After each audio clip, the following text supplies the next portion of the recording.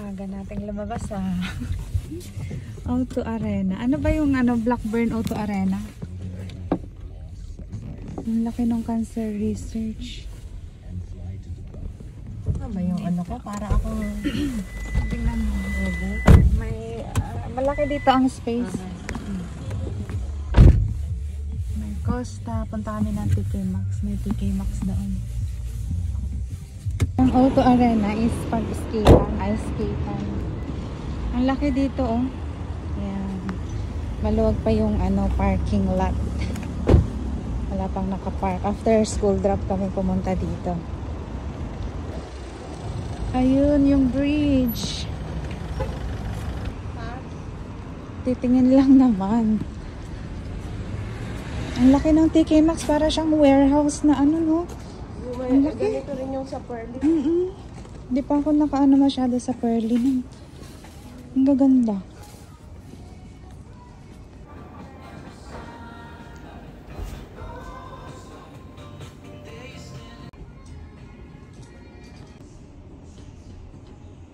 Ay, ang ganda nito. Ang ganda ng color. Nasa home section tayo ng TK Maxx. Bet ko rin ito. Parang ganyan yung sa akin. I mean, ganito pala pero mas maliit.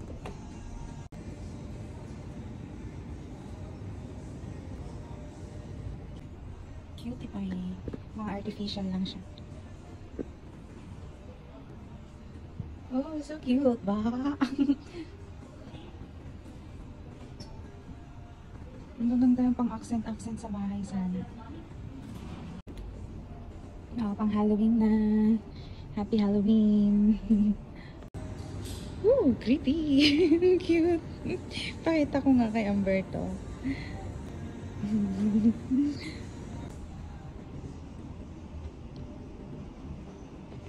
Ang cute. Parang ganito lang yung nabili ko sa Carbot for £1. $12.99 siya dito. Mabigat siya, kristal.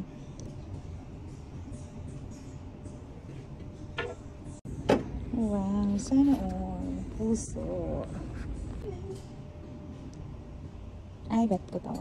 Ganda. Ang gandang bumili ng mga pang-display dito. Mura lang siya. Diba? Ang cute. Puro cute silang lahat. May footstool sila. Ang ganda ng kulay. Tingnan nyo, £30, $29.99 lang siya. Ang cute. Ang liit ng paa.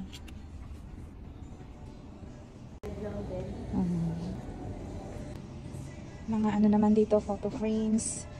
Naalala ko nung sa Pinas. Diba pag Christmas, nagre-regaluhan. Puro mga photo frames ang nare-receive. Yan, photo album. Ang cute. Diba? Sinong naka-receive na sa inyo ng mga ganong regalo? Comment down below. Pang-alarm. Ito lang pang-alarm message. Gusto ko talaga ang mga gold accent sa bahay. Ang ganda. Tapos yung pineapple. Ang ganda ng pineapple accent pag sa bahay. Ayan. Nice. More footstools dun sa baba.